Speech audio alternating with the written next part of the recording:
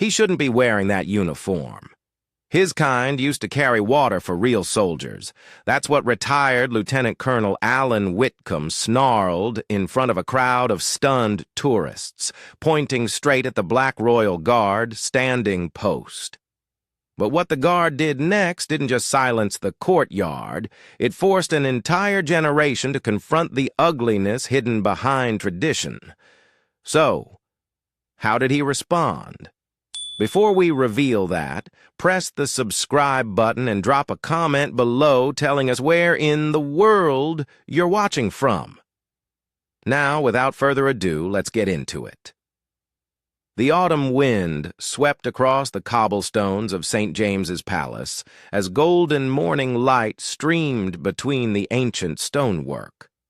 A steady stream of tourists flowed their sour through the gates, their excited murmurs creating a constant backdrop as cameras clicked and guidebooks fluttered in the breeze. Among the visitors, Guard Darius Cole stood at his post with perfect stillness. His scarlet tunic caught the sunlight, brass buttons gleaming against the vibrant fabric.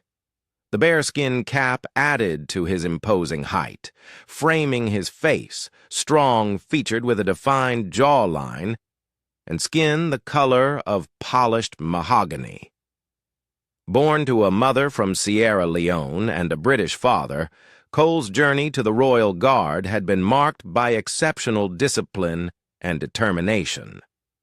The ceremonial rifle in his white-gloved hands was held at the precise angle required by centuries of tradition, his gaze fixed forward with the 1,000-yard stare that allowed him to see everything while appearing to focus on nothing.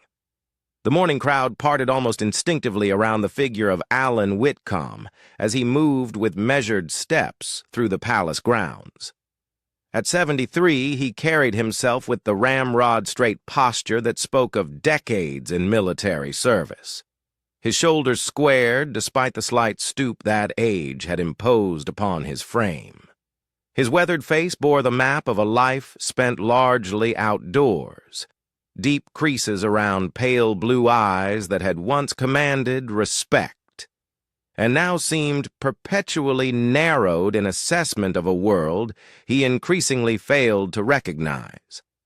Witcom was dressed in the formal attire of a generation past, a tweed jacket with leather elbow patches worn over a crisp white shirt and regimental tie, polished Oxford shoes that reflected his lingering adherence to military standards of presentation.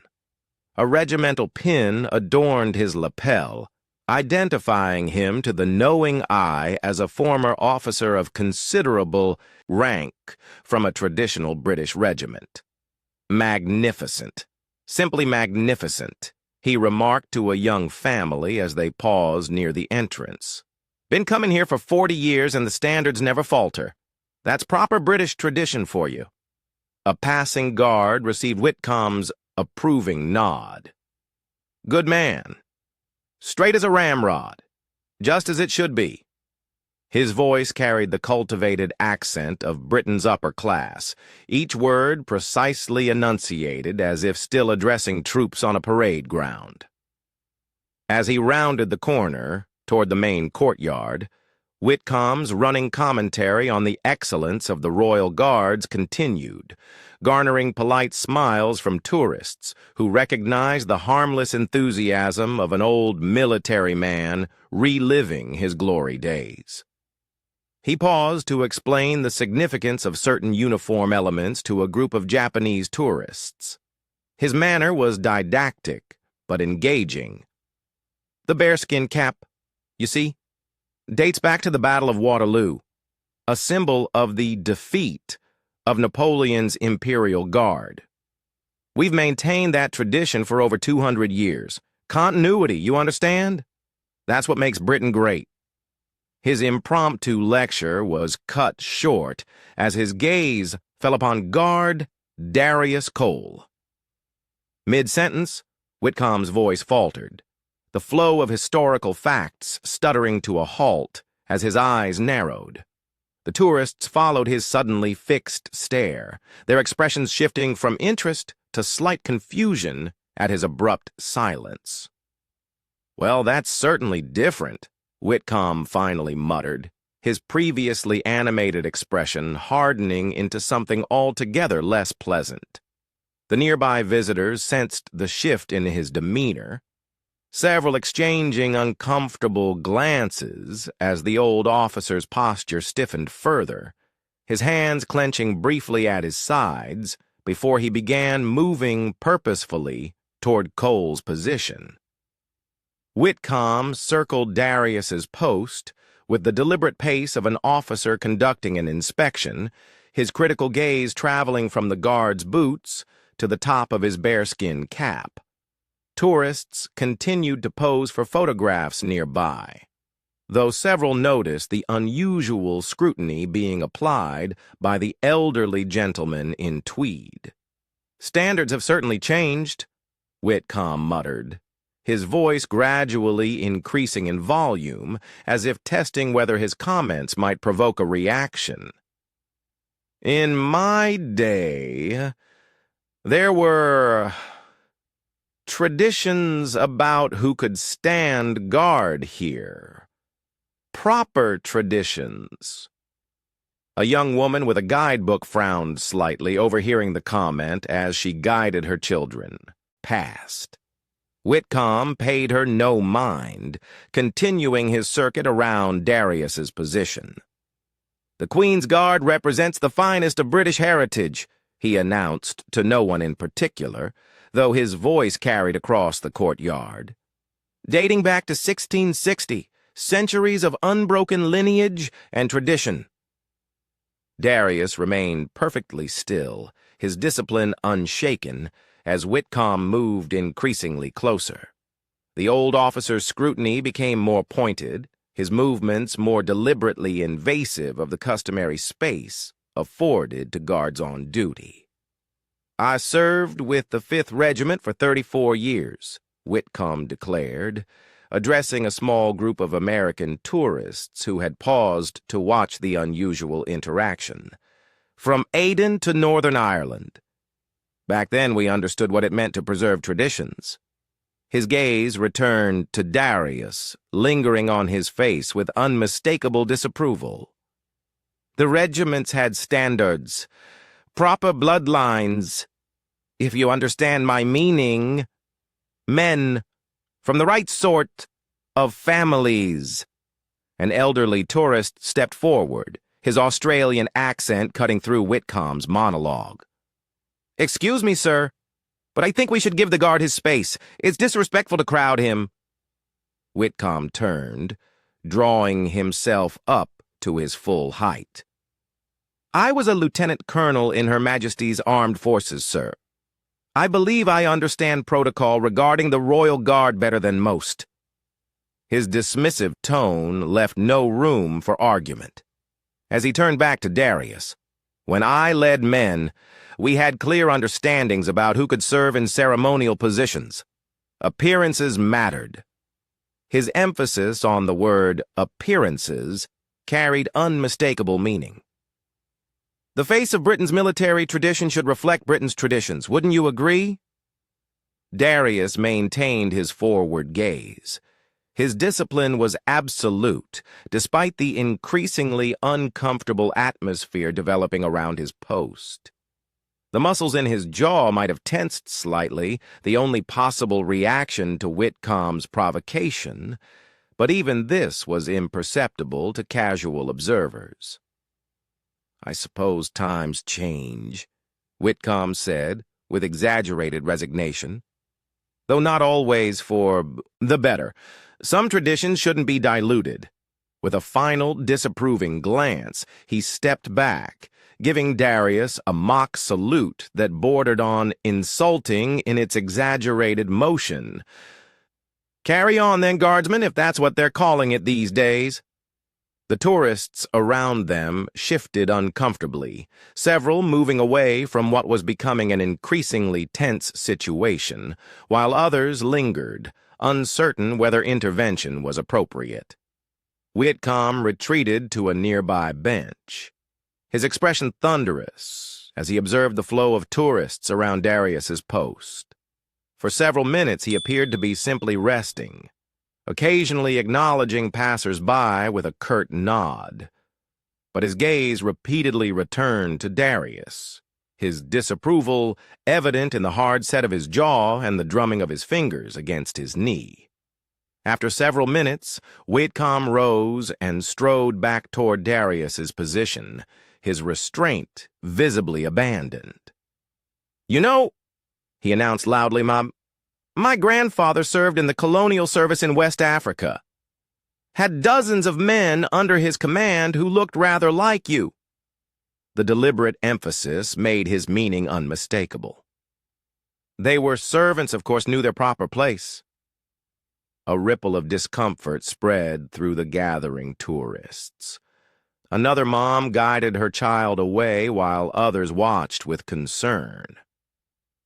The Guard was for men from established families, men who represented the Empire's best traditions, men who belonged, Witcom continued, positioning himself directly in Darius's line of sight.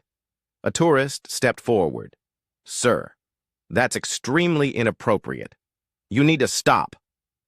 Witcom rounded on him. "This is between military men, civilian. This doesn't concern you."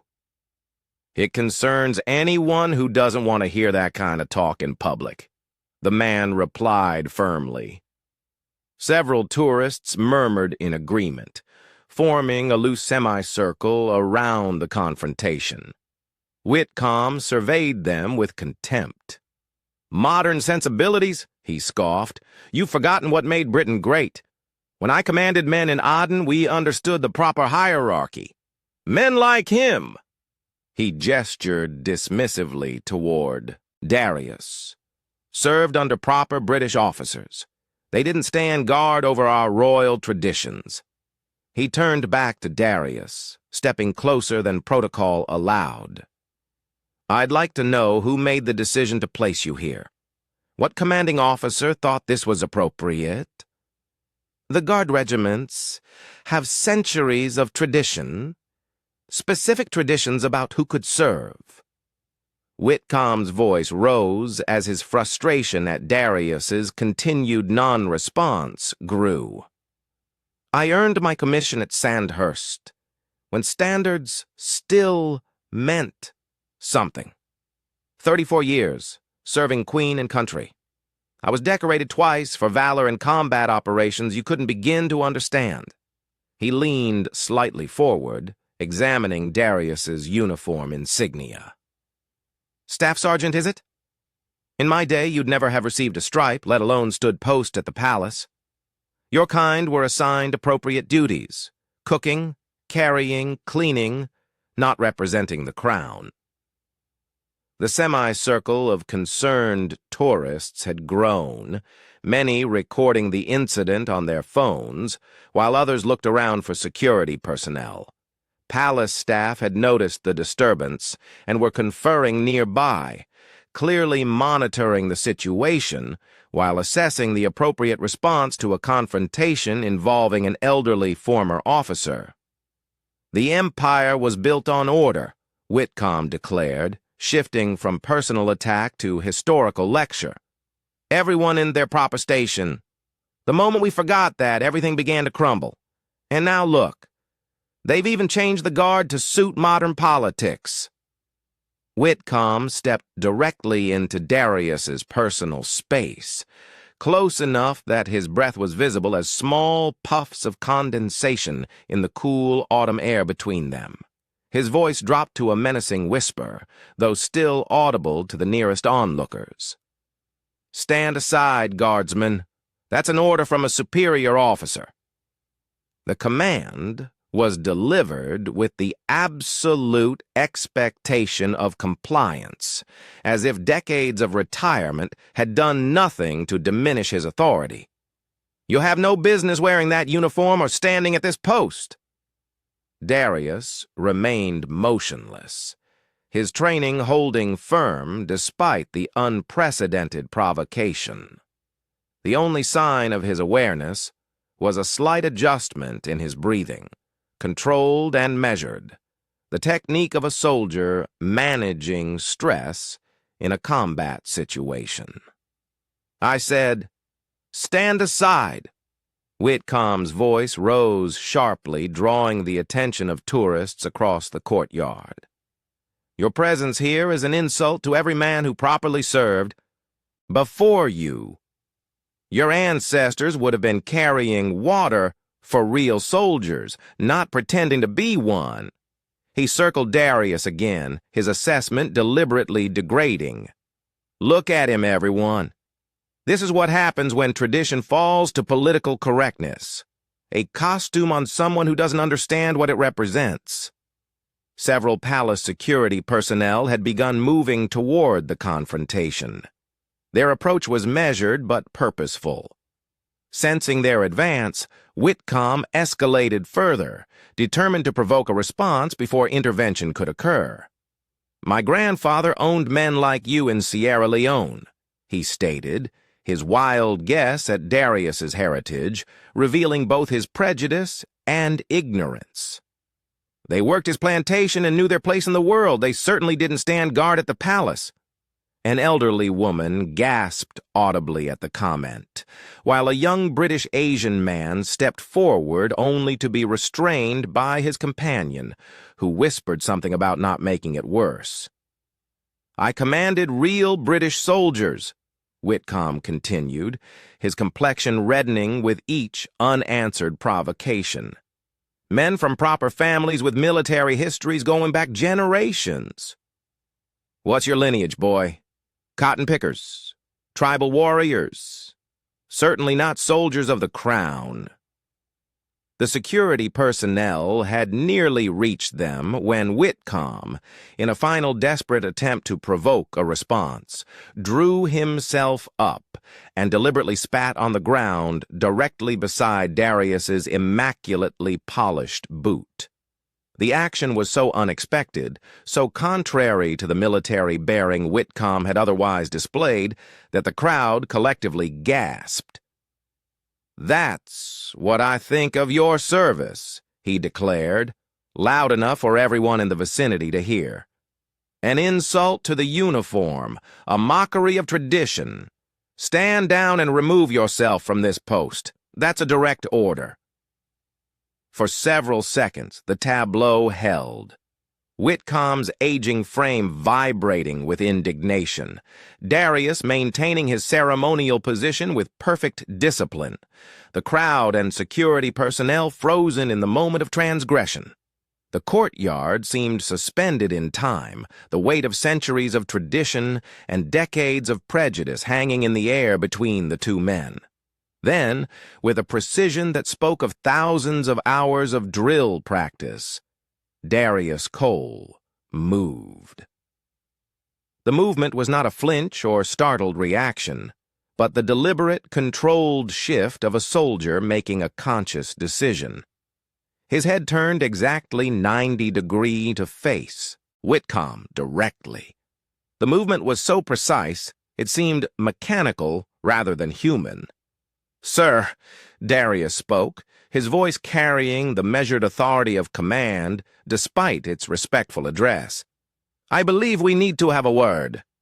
Lieutenant Colonel Alan Witcom, 5th Regiment, retired," Darius said, his voice remaining measured and calm despite the circumstances.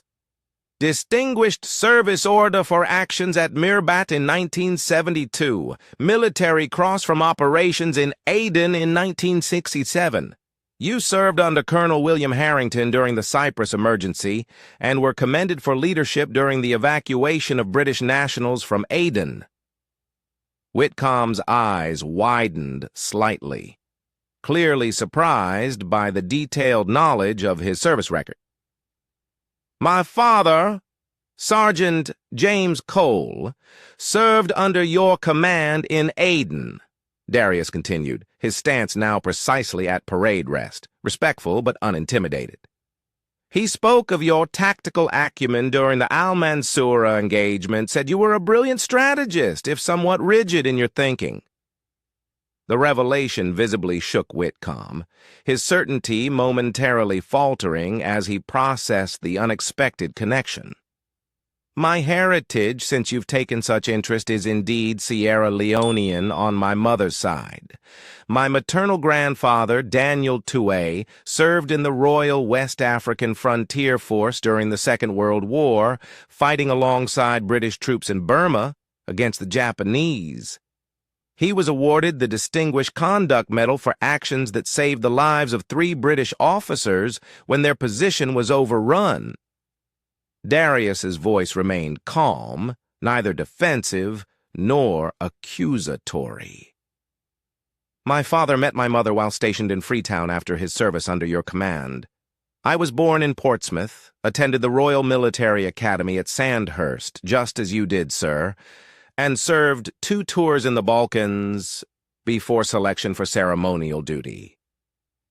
The security personnel had reached them, but paused, recognizing that the situation had shifted from potential disruption to something more complex. The crowd had fallen completely silent, captivated by the unexpected exchange. I understand, sir, that you come from a generation with different perspectives, Darius continued. The world you trained to defend is not the same world we protect today. Witcom stood frozen, his earlier bluster evaporating under Darius's composed address. I stand at this post because I met the same exacting standards required of every guard. This uniform has been earned through the same discipline and love of country that you displayed during your career. Darius's gaze remained level. Your service deserves respect, Lieutenant Colonel. But the military values you upheld, honor, integrity, discipline, are not diminished by my wearing this uniform. They are continued. The color of my skin does not make me less British than you, sir. My family has bled for the crown across 3 generations. We have earned our place in Britain's military heritage. The crowd remained silent, many visibly moved by the dignity of the response. Witcom's expression had transformed from anger to something more complex. Confusion mixed with the uncomfortable recognition of beliefs being challenged. I will not respond with anger, sir. That would dishonor this uniform. Instead, I ask you to reflect on what truly matters in military service, not the color of the soldier, but the quality of their character. Darius's voice took on a note of gentle but firm conclusion. Now, sir, as one serviceman to another, I must return to my duties. The tradition you claim to revere requires me to maintain my post with discipline and focus. I trust that, as a former officer who understands duty, you will respect that obligation. With the same precise movement that had broken his stance, Darius returned to his ceremonial position. Eyes forward, posture perfect, the embodiment of military discipline restored as if the interruption had never occurred. Witcom stood motionless, his face a battlefield of conflicting emotions. The assured righteousness that had fueled his confrontation moments before had evaporated, leaving him visibly unmanned in the wake of Darius's composed response. "That's not," he began, then stopped, his usual command of language abandoning him. "You don't understand. Things were different. There were standards." His words lacked their previous conviction, sounding hollow even to his own ears. The crowd around them had grown, tourists and locals alike, bearing witness to the unexpected exchange. Many glanced between the 2 men with expressions ranging from sympathy for Darius to embarrassment for Witcom. "My regiment had traditions," Witcom tried again, attempting to recapture his authoritative tone. "Centuries of tradition. It wasn't about—" He gestured vaguely, unable to directly state what had seemed so clear to him minutes before. Darius maintained his ceremonial stance, eyes forward, the perfect embodiment of the discipline Witcom claimed to revere. This silent dignity seemed to unnerve the former officer more than any verbal response could have. "You don't belong here," Witcom said, but the declaration had lost its force, becoming almost questioning. "Your kind weren't meant for these positions." A murmur of disapproval rippled through the onlookers. Witcom turned toward the sound, his expression sharpening with defensive anger. "You don't understand either. None of you do. We had an empire. We had order." "We had prejudice," countered a middle-aged man in a Royal Navy veteran's cap. "And we're better for moving beyond it." The security personnel, who had been monitoring the situation, stepped closer. "Sir, I think it's time you moved along," one stated firmly. "Yeah, you're disrupting the peace here." Witcom looked from the security officer to Darius, and back again. The realization slowly dawning that he had no allies in this confrontation. The certainties that had guided his life, the hierarchies he had taken for granted, were being rejected, not just by the young guardsmen, but by everyone around him. "This isn't right," he muttered, though his protest sounded increasingly like the complaint of a man who could no longer recognize the world around him. Things shouldn't change like this. He took a step back, then another, his military bearings slipping as his shoulders slumped slightly. For a moment, he looked not like a decorated officer, but simply an old man confronting the obsolescence of his world view, confused, defensive, and suddenly very alone. "The uniform means something," he said, his voice dropping almost to a whisper. "It has to mean something." "It does, sir," responded the security officer quietly. "Just not what you think it means." Witcom turned away abruptly, unable to face Darius any longer. The guardsman's composed dignity had accomplished what no amount of confrontation could have. It had forced Witcom to glimpse the bankruptcy of his own prejudice. "The world's gone mad," he declared to no one in particular as he began walking away. "Everything I fought for, forgotten." As he retreated across the courtyard, his posture gradually straightened, military discipline reasserting itself, even as his worldview crumbled. Just before he passed through the gateway, he paused and looked back at Darius one last time. "Your father was a good soldier," he said, the admission clearly costing him something. "Whatever else I believe, to that much is true,"